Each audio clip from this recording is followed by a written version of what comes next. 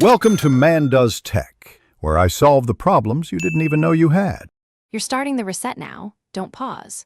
First, confirm the Chromecast 3 is powered and visible on your TV input, and that your phone or tablet is on the same Wi-Fi. Open the Google Home app so the device appears.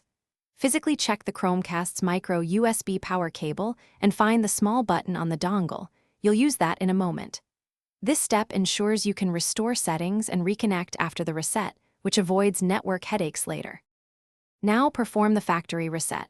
Press and hold the Chromecast's button for about 20 to 25 seconds until the LED changes behavior and the TV shows a factory reset prompt. Hold steady. Once the LED starts blinking faster and the message appears, release the button. The device will reboot and erase settings, which returns it to out-of-box state so you can set up fresh.